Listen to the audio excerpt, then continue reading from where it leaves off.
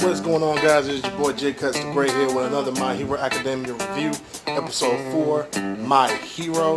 Let's kick things off with the beginning of the episode. The beginning of the episode pretty much is a flashback about how Deku finds out about Koda's parents and everything like that. Then it pretty much jumps into where they're at now. Pretty much the villains showed up. You know, they're attacking everything that's moving pretty much.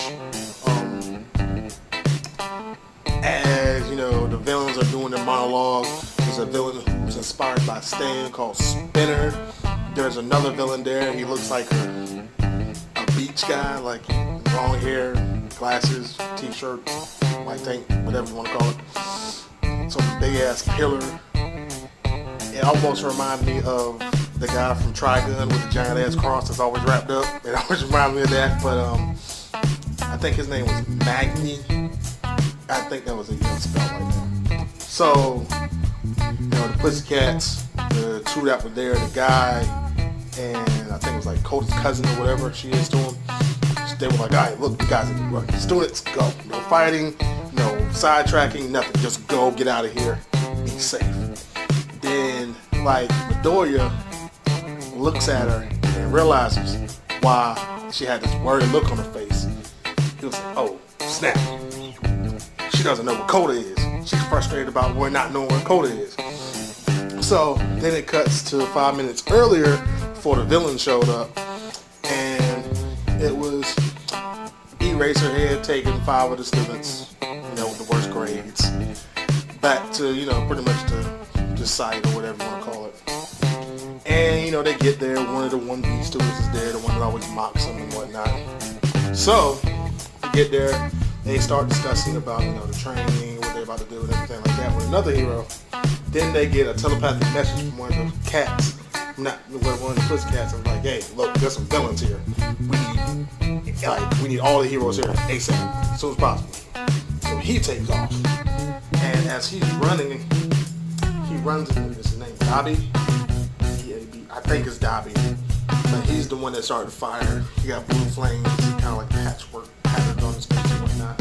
He looked like a scarecrow, really. But he pretty much stops Ozzy from, you know, helping the other students and stuff like that. Cuts to a couple 1B students, you know, they're trying to get out.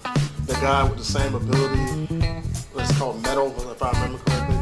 He wants to fight the villains, you know. It cuts to Todoroki and Bakugo run into another villain, stuff like that. Bakugo instantly, you already know what he's gonna fight. Then it cuts back to the Pussycats fighting Spinner and Magni. That's just kind of, you know, it's kind of a stalemate a little bit. Then it kind of cuts to Koda, who's on the cliff, like he's realizing what's going on. You know, villain came out on him, scared him half to death. He tried to run, villain jumped in front of him, all that.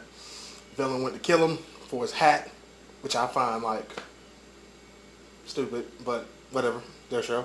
Villain went to go take his hat, kill him for his hat. Midoriya comes out of nowhere, saves his life, as usual. So next thing you know, Midoriya is debating with himself, like, you know, should I just take him and run? Do I have to fight? So he's like, pretty much, I have to fight. There's no options with it or anything like that. I have to fight. So he starts fighting this guy, and you know, really before Midoriya shows up, Koda realizes that this villain is the one that killed his parents, pretty much.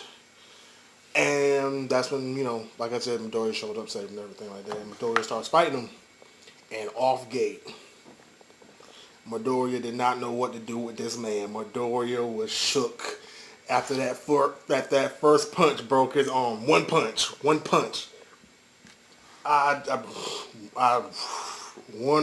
freaking punch broke his arm instantly. Then, you know, Midoriya, you know, is going back and forth with him. Then he decided, you know, I'm just going to go ahead and try to end this. Hit him with an all-for-one 100% punch. And it knocked him down for a while. It knocked him down. So then he got to Cody. He was like, look, we got to go while he's down. Get back to camp. I'm messed up. You scared to half to death. This is not the situation we need to be in. We need to go. So the villain, he gets back up. And his quirk with microfibers and the way it builds strength and speed is legitly dope. But at the same time, I feel like he should have been way more of a challenge than he was. Because, I mean, don't get me wrong, he was a challenge in the episode. He was a handful for Midoriya by himself. But he still came out on top. Midoriya still came out on top. By achieving 1,000,000% all for one. That was a special moment right there, because that's when you throw caution to the wind. Because 1,000,000 is big ass jump from 100. So yeah, so Midoriya pretty much was holding off this guy from attacking, and like this guy got serious. He got real serious. Like he pretty much turned himself into a muscle cannonball and just like hurling himself everywhere. But like, and Midoriya was like, look, I'm gonna hold him off. I'm gonna stay on my ground. I'm gonna throw a line in the sand. I'm gonna be here. You run. Just go. Don't look back. Don't worry about me. Just go.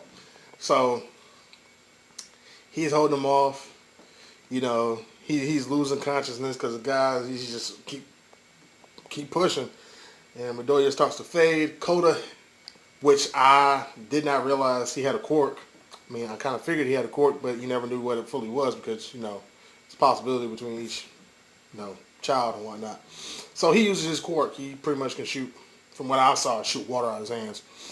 So he distracted the villain long enough for Midoriya to come to and pull the 1,000,000% smash, knocking him out completely. Then, you know, Kota falls in shock and awe and everything like that. And then, you know, he flashes back to when, like, his cousin, aunt, and sister, whatever she is to him, is, like, telling him how one day he's going to, like, run into somebody that saves his life and they're going to be considered his hero. And that's pretty much what happened. Then it cuts to Deku standing on his own 2 feet, being a boss, yelling into the sky, which is dope still. But yeah, that's the episode. It was, I feel like there should have been a little more action, just a little bit more, teeny tiny bit more. But I understand it's not the same as the manga where you can like turn the page and you have like a whole full page of nothing but action. It's a TV show, so you only have so much action crammed into 30 minutes, really 25. But yeah, so that's it. Thank you for watching. Subscribe, like, dislike, share, comment, don't comment. As long as you look at it, I don't care. I appreciate you though. You really will appreciate it. I'm about to start Drifters, the anime Drifters. I started watching it earlier, but I didn't finish it. I had a request for it, so I'm gonna start. What's wrong with my throat? But I'm gonna start doing a review on Drifters as well, since a good friend of mine requested that. Hadn't got around to it, but I'm gonna go ahead and finish the episode and stuff tonight. Possibly make a video and upload it. Well, that's it, guys. Appreciate it. Peace, love, and tranquility. Out.